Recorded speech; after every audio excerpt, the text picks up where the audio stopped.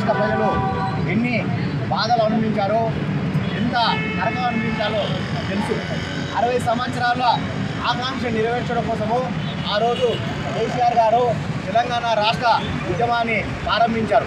మరి ఆ రోజు తెలంగాణ ఉద్యమం ప్రారంభమైంది, కానీ ఎక్కడ కూడా ఏ విధమైన ఉత్సాహం లేదు.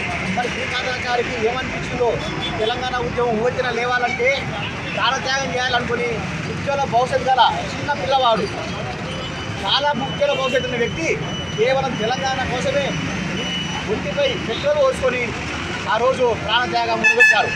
నిజంగా ప్రాణత్యాగం చేసేది ఒక తల్లి బిడ్డ కోసము పురుటి నొప్పులు అనుభవిస్తూ కానీ చనిపోతున్నాను తెలిసినా కూడా ఒక తల్లి ప్రాణత్యాగాన్ని ఇష్టపడుతుంది. మరి శ్రీకాంతాచారి తన తల్లిని కాపాడాలనుకోవడంతో బిడ్డ ప్రాణత్యాగం చేసింది. చాలా ఉజ్వలమైన నిజంగా ఈ చరిత్రలో శ్రీకాంతాచారి ఒక చరిత్రలో నిలిచిపోతారు.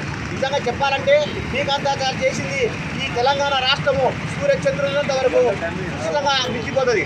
మరి ఈరోజు ప్రభుత్వాలు శ్రీకాంతాచారి కుటుంబాన్ని కానీ శ్రీకాంతాచారి తగిన గుర్తింపు ఇవ్వట్లేదు.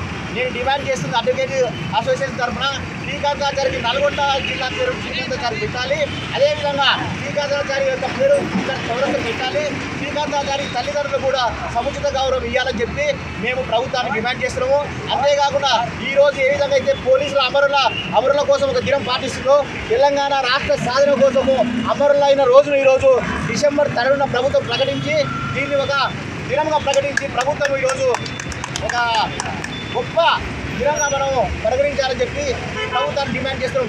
ప్రభుత్వాలు వస్తుంటాయి పోతుంటాయి, కానీ శ్రీకాంతాచారి అమరు సూర్యచంద్రుల వరకు శ్రీకాంతాచారి యొక్క పేరు నిలిచిపోతుందని భావిస్తూ శ్రీకాంతాచారికి నిజంగా మనస్ఫూర్తిగా నివాళులర్పిస్తూ అడ్వకేట్ జేఎస్ తరఫున మేము కూడా శ్రీకాంతాచారి స్ఫూర్తిగా తీసుకొని ఆ రోజు 2000 మంది అడ్వకేట్లము ఢిల్లీ అక్కడ పార్లమెంట్ భవనాన్ని ముట్టడించామంటే శ్రీకాంతాచారి యొక్క స్ఫూర్తి మాకుంది. శ్రీకాంతాచారి చిన్న వయసులో చనిపోవడం చాలా బాధాకరమైన తెలంగాణ రాష్ట్ర సాధన కోసము ఈరోజు తెలంగాణ రాష్ట్రం వచ్చిందంటే శ్రీకాంతాచారి ప్రాధాన్యం అని చెప్పి ఈ సందర్భంగా చెప్తూ ఆయన ఆత్మశాంతి జరగాలని మేము కోరుకుంటున్నాం.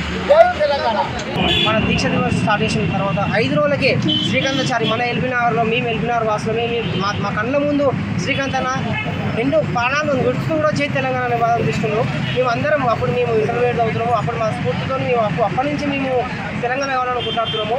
శ్రీకాంత్ అన్న ఒక తల్లి కొడుకే కాదు, తెలంగాణ యావత్ తల్లిలో కొడుకులాగా మేము స్వీకరించాము. తెలంగాణ కావాలంటే పరాయి రాష్ట్రాలకు ఉన్న మన కన్సర్ని తెలంగాణ మన సొంత నియామకాలు మనకు ఉండాలి, మనం వాడుకోవాలని ముఖ్య ఉద్దేశంతో మనం ఆ రోజు ముఖ్యంగా కొట్లాడడం జరిగింది. అదే సందర్భంగా తెలంగాణ వచ్చినాక మన గౌరవ కేసీఆర్ గారు ఆ కవిత గారి ఆధ్వర్యం కానీ బంగారు తెలంగాణ మనం తీర్చిదిద్దుకున్నాము.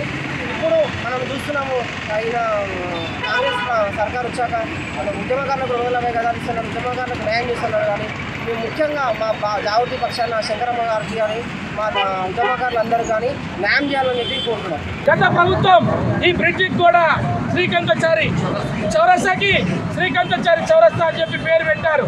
ఈ ప్రభుత్వం వెంటనే మేము డిమాండ్ చేసేది ఏంటంటే శ్రీకాంతాచారి విగ్రహాన్ని ప్రతి జిల్లా కేంద్రంలో శ్రీకాంతాచారి గారి విగ్రహాన్ని పెట్టాలి, ట్యాంక్ బండి మీద విగ్రహాన్ని పెట్టాలి. ఈ చరిత్రలో శ్రీకాంతాచారి చరిత్ర నిలిచిపోయే విధంగా మరి ఈ రాష్ట్ర ప్రభుత్వం ముందుకు పోవాలని చెప్పి డిమాండ్ చేస్తా ఉన్నాం.